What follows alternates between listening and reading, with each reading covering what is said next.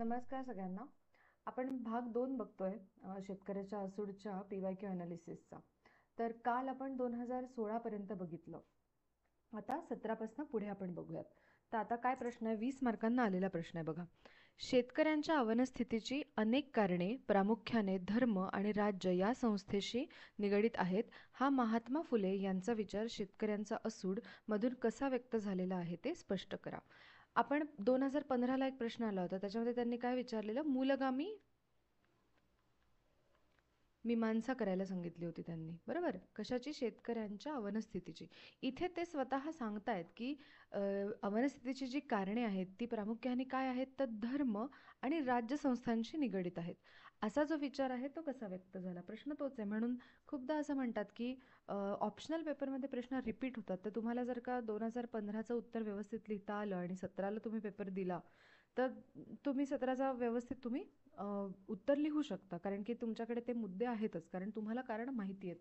फक्त आता त्याला कशात बसवायचं आहे, आपल्याला धर्म आणि राज्यसंस्थेशी निगडीत बसवायचं आहे.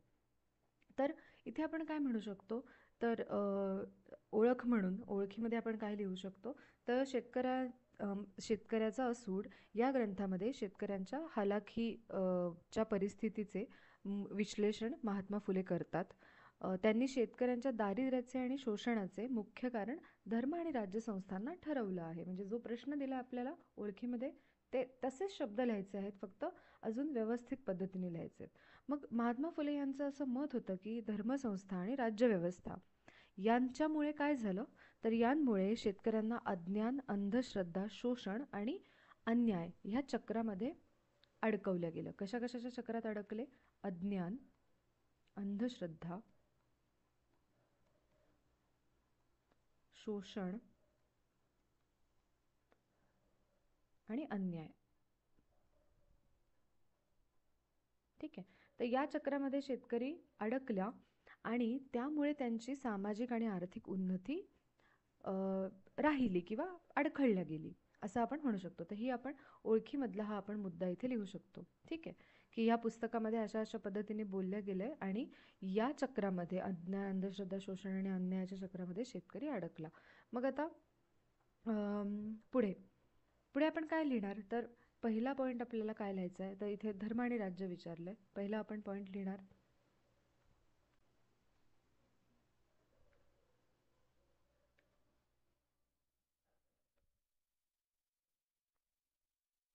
की धर्मसंस्थेबद्दल आपण लिहिणार. ठीक आहे. मग धर्मसंस्थेच्या शोषणामुळे काय झालं?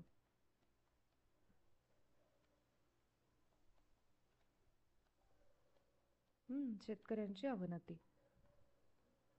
तर आता आपण आधी बघूयात की धर्मसंस्थेच्या शोषणामुळे शेतकऱ्यांची अवनती कशी झाली. तर त्याच्यातला पहिला मुद्दा हा आहे की ब्राह्मणशाहीने निर्माण केलेली सामाजिक विषमता.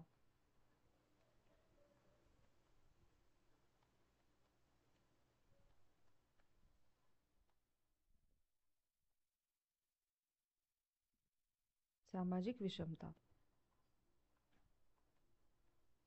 ठीक आहे. आता ह्यामध्ये काय येणार, ह्यामध्ये तुम्ही लिहू शकता मुद्दे किंवा फक्त असं ब कडं लिहिलं तरी चालेल. ब्राह्मणशाहीने निर्माण केलेली सामाजिक विषमतामध्ये त्यांचं काय म्हणणं होतं की ब्राह्मण धर्मगुरूंनी किंवा ब्राह्मण धर्मगुरूंनी धार्मिक ग्रंथांचा वापर करून बहुजन समाजाला अज्ञानामध्ये ठेवलं. हा पहिला पॉईंट. त्यानंतर वेद किंवा पुराणं, धर्मशास्त्र यांचा उपयोग करून शूद्र आणि अतिशूद्रांना शिक्षणापासून वंचित ठेवण्याचं काम केलं गेलं, असं शेतकऱ्याच्या असूडमध्ये म्हटलं आहे. आणि शेतकऱ्यांनी धर्मगुरूंच्या सांगण्यावरती विश्वास ठेवला आणि जी दैन्यावस्था होतीये त्याचं कारण देवाचीच इच्छा आहे असं मानलं, बरोबर. तर ही झाली धर्मसंस्थेच्या शोषणामुळे शेतकऱ्यांच्या अवनतीची हा झाला पहिला भाग, की ब्राह्मणशाहीने निर्माण केलेली सामाजिक विषमता. मग अजून काय येतं, तर कर्मकांड आणि अंधश्रद्धा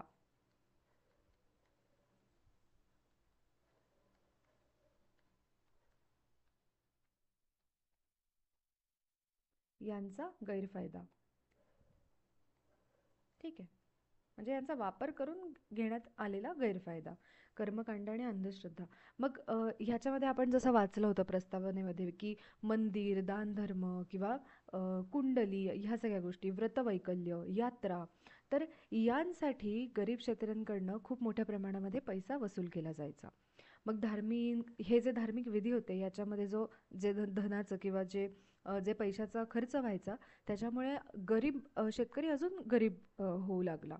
आणि देवदर्शन आणि ह्या पंडितांच्या किंवा गुरुजींच्या आशीर्वादाने आपले कष्ट कमी होतील असा शेतकऱ्यांचा समज झाला, आणि त्याच्यामुळे त्यांचे शोषण झाले किंवा त्यांची अधोगती झाली.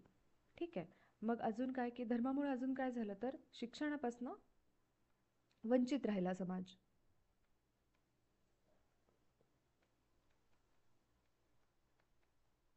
शिक्षणापासून वंचित राहिला. हं. मग बघा, जसं आता शिक्षण हे पूर्णपणे ब्राह्मणांच्या एकाधिकाराखाली होतं, आणि त्याच्यामुळे शेतकऱ्यांना जे हवं ते ज्ञान, शैक्षणिक ज्ञान मिळालं नाही. मग या अज्ञानामुळे शेतकरी, सावकार, जमीनदार किंवा सरकारी अधिकारी, जे तीन आपण कडे बघितले होते, तर त्यांच्या जाळ्यामध्ये तो शेतकरी अडकला. आणि इथे तुम्ही तो कोट लिहू शकता, म्हणजे ते लिहू शकता, की विद्येविना मती गेली, मतीविना नीती गेली, नीतीविना गती गेली. आणि हे हे जे आहे तर ते तुम्ही लिहू शकता. ठीक आहे. आणि हा म्हणजे काय, की ओके, बघ आता हे झालं. ठीक आहे, हे तीन तीन पॉईंट आपण इथे लिहू शकतो. तो कोट तुम्ही एकदा बघून घ्याल, विद्येविना मती गेलीचा. त्यानंतर आता हे झालं एक. ठीक आहे, आता दुसरा पॉईंट. हे आपण धर्मसंस्थेचं बघितलं. आता त्यांनी इथे काय दिलंय, दुसरं राज्यसंस्था.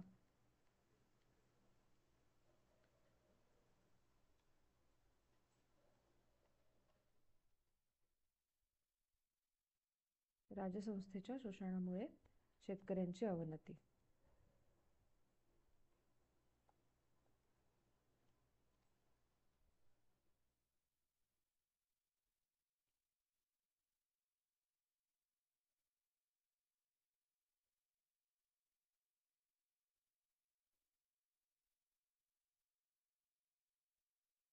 हं.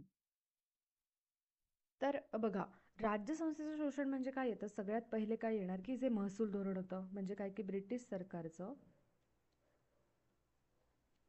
सरकारचे महसूल धोरण.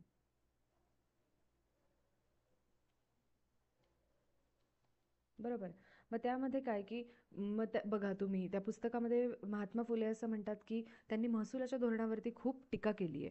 मग ते म्हणतात, की जास्त कर आणि हा जो अन्यायकारक महसूल आहे, म्हणजे महसुलाची जी वसुली आहे, त्याच्यामुळे शेतकरी कंगाल होत गेलाय.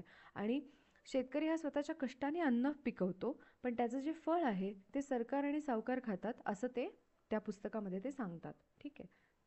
मग अजून दुसरा पॉइंट आहे, की सावकार आणि जमीनदारांकडून त्यांचं आर्थिक जे शोषण व्हायचं. सावकार, जमीनदारांकडून आर्थिक शोषण हे राज्यसंस्थेचं आपण बघतोय.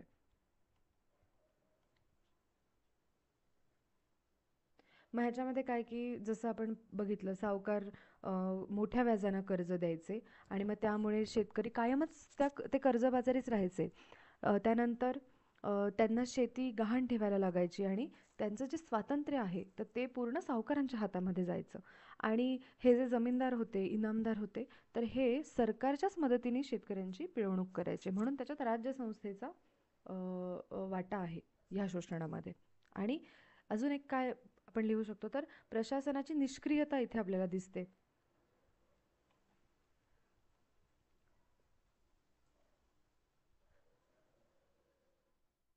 आणि काय दिसतं, तर अन्याय करणारी, म्हणजे अन्यायकारक अशी व्यवस्था.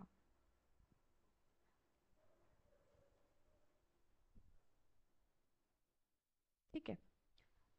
मग सरकारी अधिकारी आणि जे इंग्रज होते, म्हणजे ब्रिटिश जे होते, तर ते शेतकऱ्यांकडे कशा पद्धतीने बघायचे, तर फक्त महसूल मिळण्याच्या दृष्टीने ते शेतकऱ्यांकडे बघायचे. आणि शेतकरी काही तक्रार जर का त्यांच्याकडे करायला गेले, तर ते त्यांना गांभीर्याने घेत नव्हते. आणि इंग्रज आणि जमीनदार यांची एक युती होती. हा सगळ्यात महत्त्वाचा पॉईंट आहे की इंग्रज आणि जमीनदार यांची जी युती होती त्याच्यामुळे शेतकरी पूर्णतः गुलाम बनला. ठीक आहे. तर असे हे 3 पॉईंट राज्यसंस्थेचे. धर्मसंस्थेचं झालं, राज्यसंस्थेचं. म्हणजे जो प्रश्न विचारला एकदम व्यवस्थित आपण इथे तो लिहिलाय. मग आता हे तर झालं की काय अवनती झाली. जसं आपण मागच्या पण प्रश्नामध्ये बघा त्याला 2 भागांमध्ये आपण विभागलेलं. तर ही झाली अवनती काय झाली. आता आपण काय बघणार आहोत, तर अ, यांच्या विरोधात फुले यांची भूमिका काय आहे. तर आपण आधीच बघितली आहे ती गोष्ट की फुले हे काय काय म्हणतात ह्यासाठी. तर सगळ्यात पहिली गोष्ट ते म्हणतात की शिक्षण आणि प्रबोधन हा एकच त्याच्यावरचा उपाय सांगतात ते आपल्याला. ठीक आहे. आता हे बघा, हे काय आहे, ही फुले यांची भूमिका आहे.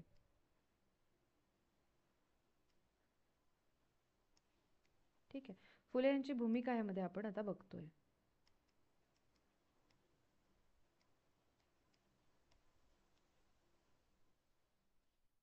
हां, तर शिक्षण आणि प्रबोधन हाच उपाय आहे.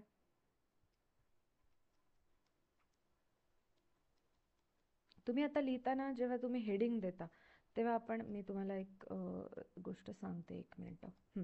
बघा, इथे आपण असं लिहू शकतो बघा, ब्राह्मणशाही, कर्मकांड आणि अंधश्रद्धा. ठीक आहे. नंतर शिक्षणापासून वंचितता. आपण हे लिहू शकतो म्हणजे छोटे छोटे हेडिंग्स देऊन. पण आपण असं येते काय की हाच उपाय, हे सगळं आपण का बरं लिहितो अशा गोष्टी. तर जेव्हा तपासणारी व्यक्ती आहे ना, तर तिला हेडिंग वाचल्यानंतरच कळेल की खालचे जे 3 पॉईंट तुम्ही लिहिताय ते काय लिहिताय. म्हणून आपण अशा पद्धतीचं हेडिंग देतो. ठीक आहे. की ज्यामध्ये व्यवस्थित एक्सप्लेन केलं आहे की खाली आपण काय लिहिणार आहोत. मग आता शिक्षण आणि प्रबोधन हाच उपाय ह्यामध्ये आपण कायच लिहिणार. तर आपण हे लिहिणार की फुले यांनी शेतकऱ्यांना हे सावध केलं की त्यांना अज्ञानात ठेवण्यासाठी ब्राह्मणशाही आणि त्यांचे कर्मकांड हे दारिद्र्याचं खरं कारण आहे. मग शेतकऱ्यांना शिक्षण आणि ज्ञान मिळावं याचं ते आवाहन पुस्तकात करतात. आणि फुले यांनी शेतकरी आणि बहुजनांसाठी शाळा स्थापन केल्या आणि स्त्री शिक्षणाला महत्त्व दिलं. ठीक आहे. हा झाला शिक्षण आणि प्रबोधन हाच उपाय. मग दुसरं काय आहे जे म्हटलं जातं ते की संघटनेची गरज, हे पण फुल्यांनी त्यांना समजावून दिलं. तर मग ह्यासाठी सगळ्यात महत्त्वाचं पाऊल काय उचललं, तर सत्यशोधक समाजाची स्थापना केली आणि तिथून शेतकऱ्यांना संघटित होण्यासाठी त्यांनी प्रेरित केलं. त्यानंतर दुसरी एक फार महत्त्वाची गोष्ट त्यांनी सांगितली की शेतकऱ्यांनी किंवा बहुजनांनी आपापसातले भेद म्हणजे विसरायला हवेत आणि आर्थिक आणि सामाजिक शोषण जे त्यांचं होतं त्याच्या विरुद्ध उभं राहायला हवं, असा त्यांनी संदेश दिला. आणि अजून एक महत्त्वाची गोष्ट ते काय करतात, ते स्पष्ट शब्दामध्ये धार्मिक अंधश्रद्धांचा विरोध करतात.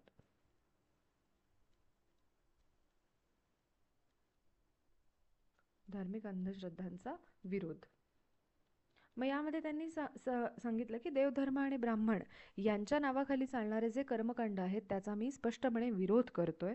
आणि बाकी यज्ञ, दानधर्म जे आपण मगाशी म्हणालो, तर या सगळ्या चुकीच्या प्रथांवरती ते टीका करतात. आणि सगळ्यात महत्त्वाची गोष्ट ते सांगतात की विज्ञान, सत्य आणि विवेकवादी विचारसरणी स्वीकारा, असं ते आवाहन लोकांना करतात किंवा शेतकऱ्यांना, बहुजनांना करतात. ठीक आहे.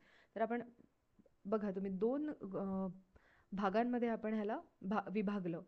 पहिलं काय त्यांनी विचारलं की प्रमुख कारणं विचारली आणि त्यांनी महात्मा फुले यांचा विचार, आपण हे सरळ सरळ हे हेडिंग दिलं तरी चालतं इथे, जे आपण फुले यांची भूमिका म्हणालो ना तिथे, की महात्मा फुले यांचा विचार कसा व्यक्त झालाय, तर तो अशा पद्धतीने शेतकऱ्याच्या असूडमधनं ते व्यक्त करतात. खूप सोपा वाटतोय आता हा प्रश्न, तुम्हाला लक्षात येत आहे का? हळूहळू आपण जसं पुढे पुढे जातोय तसे प्रश्न आपल्याला सोपे वाटत आहेत. मग ह्याचा निष्कर्ष काय आहे, हे लिहायला अजिबात विसरायचं नाही कधीच.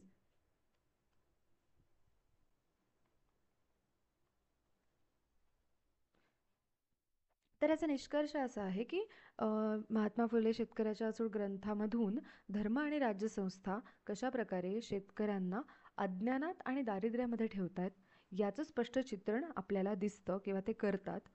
आणि महात्मा फुले यांनी ही शोषणकारी व्यवस्था ओळखली आणि त्या विरोधामध्ये शिक्षण, जागृती आणि संघटन हे मार्ग सुचवले.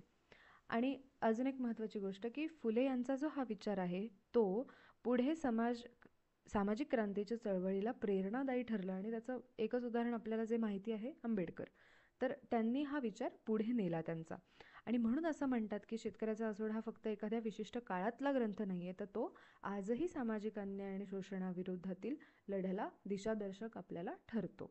ठीक आहे, हा त्याचा निष्कर्ष झाला. आता पुढे बघूयात. पुढचा 2018चा प्रश्न काय आहे.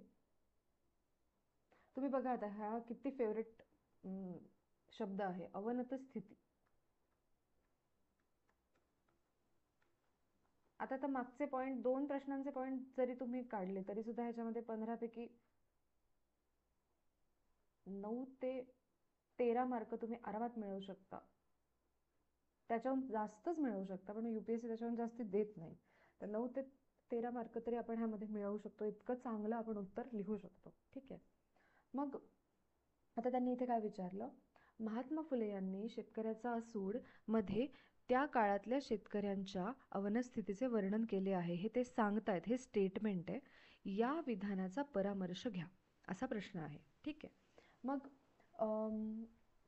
सेम आपण थोड्याफार प्रमाणामध्ये आपण तसंच उत्तर लिहिणार की या ग्रंथामध्ये महात्मा फुले ब्रिटिश सरकार, ब्राह्मणशाही, जमीनदारी, सावकार आणि धार्मिक संस्थांनी केलेल्या शोषणाचा तीव्र निषेध करतात आणि शेतकरी हा समाजाचा पोशिंदा असून तो दारिद्र्य, अज्ञान आणि शोषणाच्या खाईत लोटला जातो आहे, हे मत ते ठामपणे मांडतात. ठीक आहे.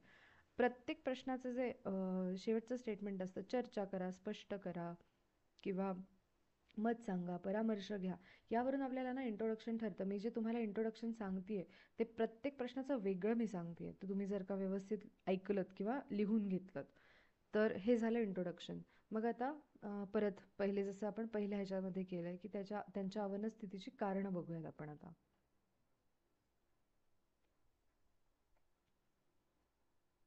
आता मी इथे नुसतं असं लिहिते, अवनत स्थितीची कारणे.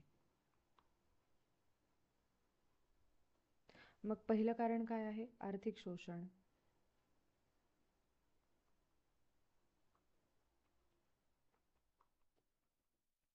म्हणजे ह्याच्यामध्ये काय येणार, कर लादला, नंतर कर वसुलीमुळे जमीन गहाण ठेवावी लागली. मग अशा पद्धतीने शेतकरी कर्जाच्या जाळ्यामध्ये अडकला आणि कायमचा कर्जबाजारी झाला. आणि यामध्ये तुम्ही असंही लिहू शकता की बाजारभावाचा पूर्ण फायदा कोण घ्यायचं, तर व्यापारी आणि जमीनदार घ्यायचे आणि शेतकऱ्याला त्याच्या श्रमाचं योग्य मूल्य नव्हतं मिळत किंवा मिळत नव्हतं. तर हे झालं आर्थिक शोषण. दुसरं काय, अज्ञान आणि शिक्षणाचा अभाव.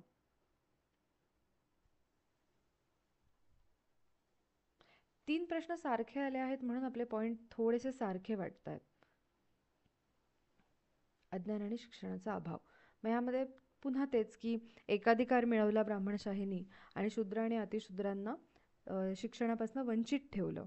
मग शिक्षण न मिळाल्यामुळे त्यांना कधी त्यांच्या हक्काची आणि अधिकारांची जाणीवच नव्हती आणि सावकार, जमीनदार आणि ब्रिटिश अधिकारी हे फसवत होते शेतकऱ्यांना, हे त्यांना स्वतःला समजत नव्हतं. तर कारण हा अज्ञान आणि शिक्षणाचा अभाव होता. त्यानंतर अजून काय की अंधश्रद्धा, धार्मिक शोषण आणि अंधश्रद्धा.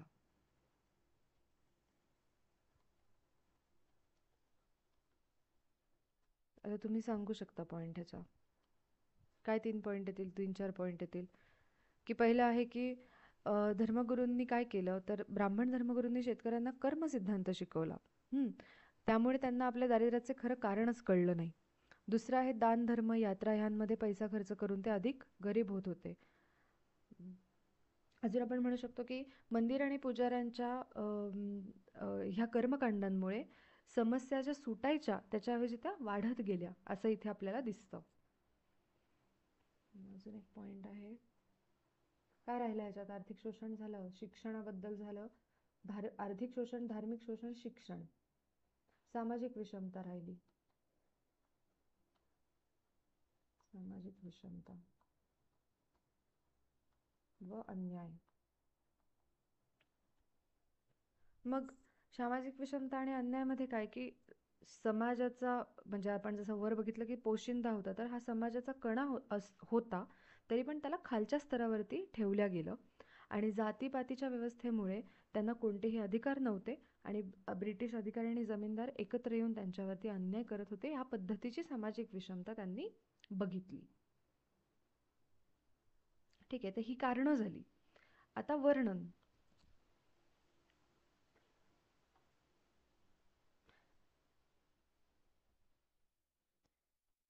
यामुळे आपण हे लिहितोय बरं का.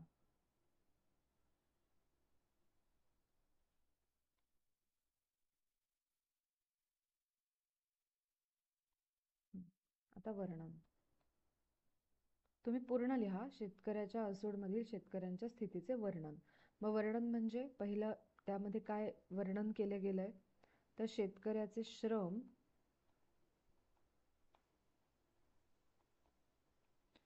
आणि शोषण. त्या शेतकऱ्याचे श्रम आणि त्याचे शोषण. ठीक आहे.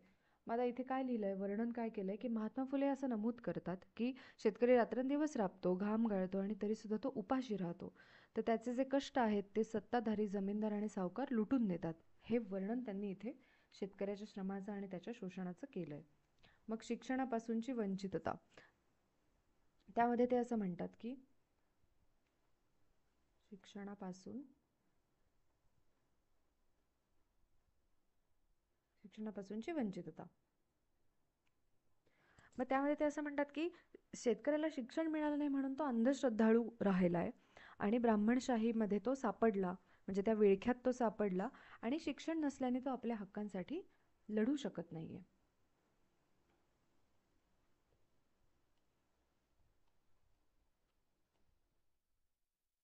मग आता तिसरं आहे ब्रिटिश सरकारने केलेलं शोषण.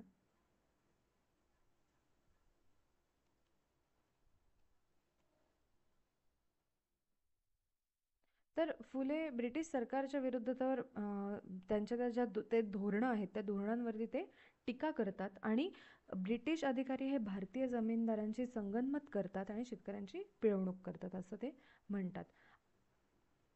नंतर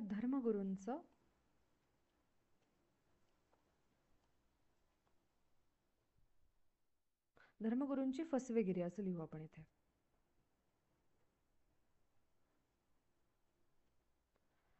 म्हणजे की धर्मगुरू काय करतात तर खोट्या गोष्टींवरती विश्वास ठेवण्यासाठी शेतकऱ्याला सांगतात आणि त्यांची परिस्थिती ही देवाची इच्छा आहे असं त्यांना सांगतात आणि या चुकीच्या समजुतींवरती फुले टीका करतात. तर हे झालं वर्णन. परत उपाय आणि विचारधारा.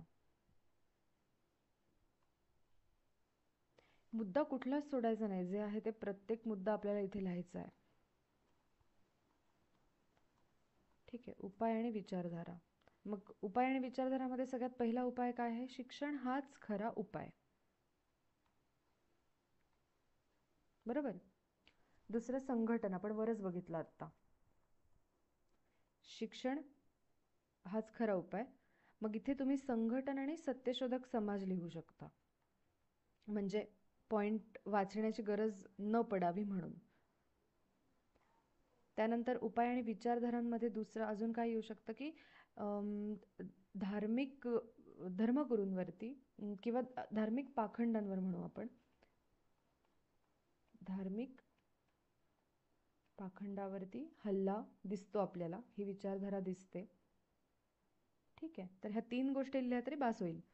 आणि मग आता निष्कर्ष, ह्याचा निष्कर्ष आपण काय म्हणतो तर महात्मा फुले हे शेतकऱ्याच्या आसूड या ग्रंथाद्वारे दैन्यावस्था जी आहे शेतकऱ्यांची तर त्याचं अतिशय मार्मिक चित्रण करतात. त्यांनी धर्मगुरू, धर्मसंस्था, ब्राह्मणशाही, ब्रिटिश सरकार, सावकार यांना दयनीय परिस्थितीला जबाबदार धरलं आहे.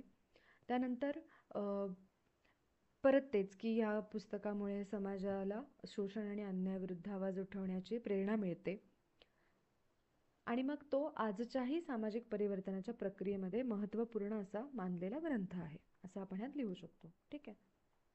तर हे झालं या प्रश्नाचं उत्तर. आता आपण पुढचं बघूयात एकदा.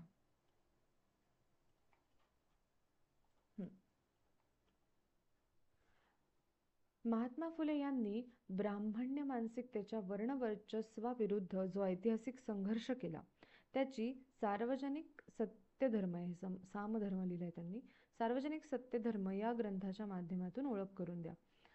तर आपण हे पाहिलं नाहीये सार्वजनिक सत्यधर्मामध्ये काय त्यांनी नक्की लिहिलंय, आपण ह्याची प्रस्तावना पण पाहिली नाहीये, हे पुस्तकही पाहिलं नाहीये.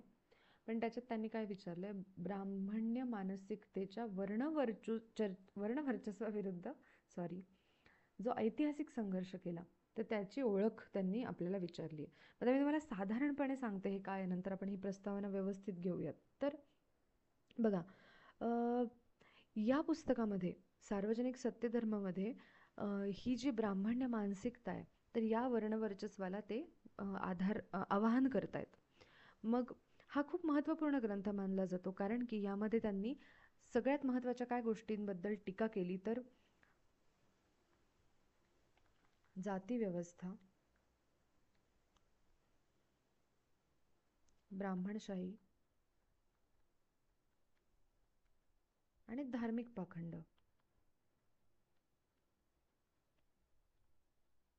ठीक आहे. आणि या पुस्तकामध्ये त्यांनी 3 भागामध्ये जसं सांगितलंय, की शूद्र, अतिशूद्र आणि महिला ह्यांचे जे अधिकार आहेत, तर यांचे अधिकार आणि सगळ्या समाजाची समता, इक्वॅलिटी या आधारित नवा समाज निर्माण करण्याची ते गोष्टी त्यात करतात किंवा तसे मार्ग सुचवत आहेत. मग सगळ्यात पहिला पॉईंट त्याच्यामध्ये येतो, की वर्णव्यवस्था आणि ब्राह्मण्य मानसिकतेविरुद्ध संघर्ष.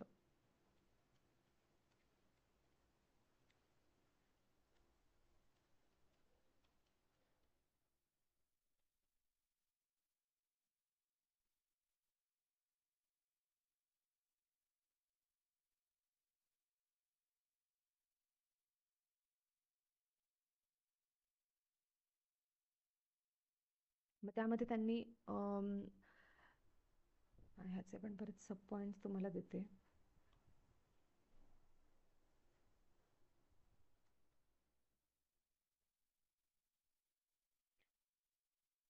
पहिलं आहे, आता इथे मी पूर्ण नाही लिहित, वर्णव्यवस्थेचा अन्याय आणि दलित किंवा वंचितांचे शोषण. ठीक आहे. या पुस्तकामध्ये ते असं म्हणतात, की ब्राह्मणांनी धार्मिक ग्रंथाच्या माध्यमातून शूद्र अतिशूद्रांना कायमचं गुलाम बनवलं. त्यानंतर वर्णव्यवस्थेच्या नावाखाली त्यांनी बहुजन समाजाला शिक्षण, सत्ता आणि संपत्तीपासून दूर ठेवलं. आणि ब्राह्मणांनी वेद, पुराणं किंवा धर्मशास्त्रांचा वापर करून सामाजिक शोषण कायम केलं, असं ते ह्या पुस्तकामध्ये म्हणतात. ठीक आहे. तर हा आपला पहिला पॉईंट झाला. त्याच्यानंतर मग ते ना यामध्ये धार्मिक पाखंडांवरती तर खूपच स्पष्टपणे बोललेले आहेत. तर आपण इथे म्हणू शकतो की धार्मिक पाखंडांबद्दल ते बोलतात.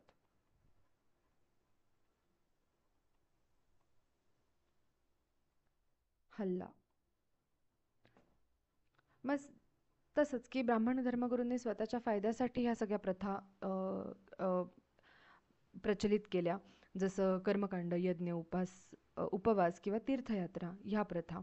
मग हे जे श्रमिक वर्ग आहे तो आपल्या कमाईतनं दानधर्म करायचा आणि तरीसुद्धा त्यांच्या जीवनात कुठली सुधारणा झाली नाही. आणि मग हा सगळा भोंदूपणा उघड करण्यासाठी आणि सत्याच्या मार्गावर चालण्यासाठी फुले या पुस्तकामध्ये आग्रह धरतायत. ठीक आहे. मग आता बघा, तर हा ऐतिहासिक संघर्ष आहे म्हणून मी तुम्हाला अशा पद्धतीने सांगते, बरोबर, की वर्णवर्चस्व त्याच्यावरती बोलतात ते, म्हणजे वर्णव्यवस्थेवरती बोलतात, दलितांच्या शोषणावरती बोलतात. तर हा संघर्ष आहे ना, इतक्या स्पष्ट शब्दामध्ये ते सगळं सांगतात, धार्मिक पाखंडांवरती हल्ला करतात. मग यामधले विचार काय आहेत? तर आता इथे ना अजून एक पॉईंट येईल, ज्याने तुमचं उत्तर अजून व्यवस्थित वाटेल, की सार्वजनिक सत्यधर्म मधील विचार.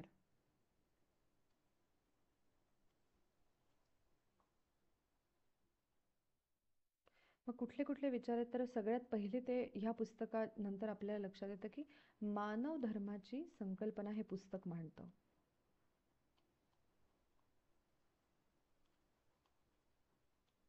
म्हणजे फुले ह्यांनी असा धर्म मांडला, की जो फक्त सत्य आणि न्याय याच्यावरच आधारित असेल. मग त्यांचं म्हणणं आहे, की कोणताही धर्म हा एका जातीच्या किंवा वर्गाच्या फायद्यासाठी नसावा, तर तो संपूर्ण मानव जातीच्या उद्धारासाठी किंवा फायद्यासाठी असावा. आणि त्यांनी वेद, पुराणं आणि धार्मिक ग्रंथ हे खोटे आहेत आणि शोषणकारी आहेत, असं त्यांनी तिथे स्पष्ट शब्दात म्हटलंय. त्यानंतर दुसरं आहे, त्यांनी कशाचा पुरस्कार केला? आपण वरच बघितलं, की त्यांनी सत्याचा पुरस्कार केला. तर सत्य आणि विवेक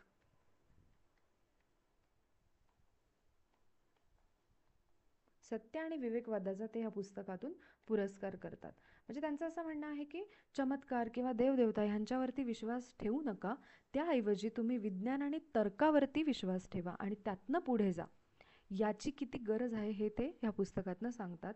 त्यांचं इथे एक वाक्य आहे की सत्य हेच ईश्वर आहे, हा विचार ते इथे मांडतात आणि समाजाला बुद्धीने विचार करण्याचं ते आवाहन करतात. ठीक आहे. त्यानंतर तिसरा विचार काय आहे त्यांचा, तर स्त्री पुरुष समानतेचा ते आग्रह धरतात.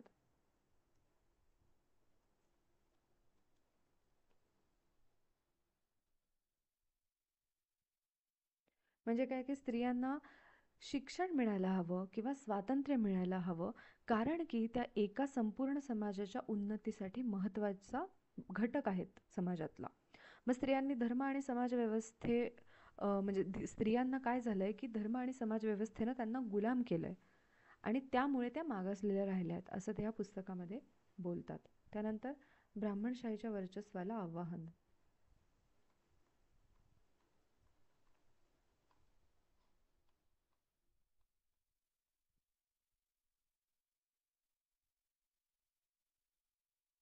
ते असं घोषित करतात की ब्राह्मण हे फक्त स्वतःच्या स्वार्थासाठी धर्माचा वापर करतात आणि इतरांना स्वतःचा दास बनवतात.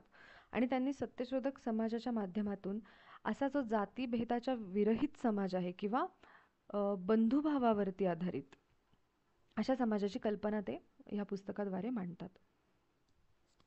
ठीक आहे, तर हे झाले सार्वजनिक सत्यधर्मामधले विचार.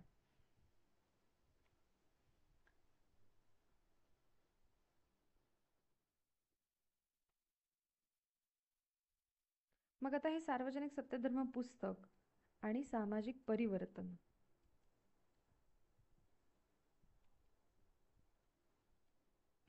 तर 1873 मध्ये त्यांनी सत्यशोधक समाजाची स्थापना केली, हे तर आपल्याला माहितीच आहे. 1873 मध्ये सत्यशोधक समाजाची स्थापना झाली. तर हा पहिला मुद्दा आपला इथे येऊ शकतो की काय सामाजिक परिवर्तन घडलं. ठीक आहे. आणि हा जो समाजाचा बदल आहे, तर ही क्रांतिकारी संकल्पना त्यांनी मांडली. क्रांतिकारी समाज बदलाची संकल्पना आपण असं म्हणू शकतो. क्रांतिकारी समाज बदल का बरं, तर त्यामध्ये त्यांनी अस्पृश्यता, जातीभेद किंवा कर्मकांड, स्त्री शिक्षण ह्या प्रश्नांवरून समाजाला जागृत केलेलं आपल्याला दिसतं आणि बहुजन समाजाला शिक्षण घेण्यासाठी प्रवृत्त केलं आणि त्यांच्यामध्ये स्वाभिमान निर्माण केलं, म्हणून क्रांतिकारी शब्द इथे वापरलाय. ठीक आहे. मग हे इतकं झालं. आता निष्कर्ष.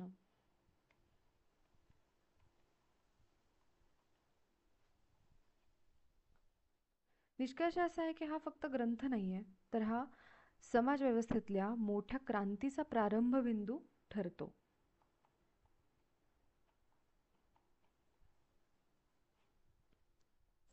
महात्मा फुले यांनी ब्राह्मण्य मानसिकतेच्या वर्णवर्चस्वाला विरोध केला आणि एक समतावादी आणि न्याय समाजाची संकल्पना मांडली.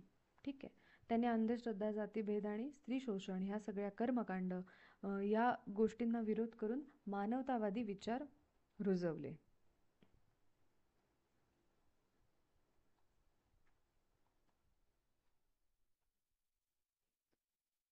ठीक आहे.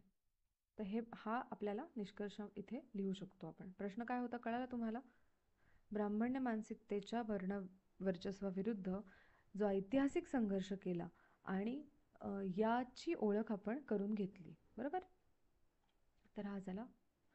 आता किती राहिले? 2020 ते 24 राहिलेत. आपण आतापर्यंत किती बघितले? 17, 18 आणि 19 बघितलं. ठीक आहे. पुन्हा पुन्हा सेमच प्रश्न आहे, अवनस्थिती. 2020चा प्रश्न काय आहे? शेतकऱ्यांच्या अवनस्थितीचे चित्र रेखाटून त्यांच्या स्थितीची मूलगामी मीमांसा महात्मा फुले यांनी कशा तऱ्हेने केली आहे ते सांगा. सेम प्रश्न रिपीट झाला आहे, जो 2015ला ना, 15 का 16, 15, जो 2015ला विचारला गेला, एक्झॅक्टली तो प्रश्न खाली विचारलाय. आता तुम्ही लिहू शकता. तरी सुद्धा इथे थोडासा वेगळाच त्यांनी केला की कशा तऱ्हेने ही मीमांसा केली ते सांगा. ठीक आहे. तर हे उत्तर तुम्ही लिहा आणि पाठवा तुम्ही मला. मेल आय डी मी तुम्हाला कमेंटमध्ये देते, डिस्क्रिप्शनमध्ये. तर त्याच्यावरती तुम्ही पाठवू शकता उत्तर. मी करेक्ट करून पण देऊ शकते, काही प्रॉब्लेम नाही. मग आता 21 ते 24 आपण पुढच्या व्हिडिओमध्ये बघूयात. ठीक आहे. धन्यवाद.